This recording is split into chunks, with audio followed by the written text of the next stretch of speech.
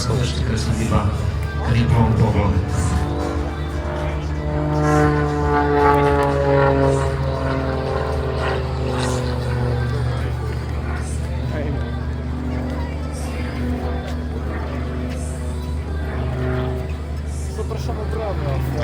Alebo vykonávanie takto prvky možno len skutočne so silným strojom, akým je MXS,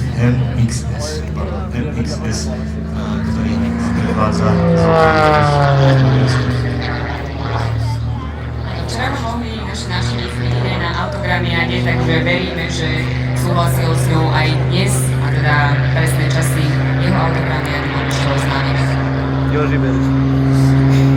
Zoltán sa vždy snaží takýchto akcií zúčastniť, rozhodne veríme a myslím, že sa zúčastní na autogramiáde, vždy sa na to s fanúšikmi stretne a ako som už hovoril aj na začiatku, ide o sviačnosť Božieho milovaného pilota, ale ono je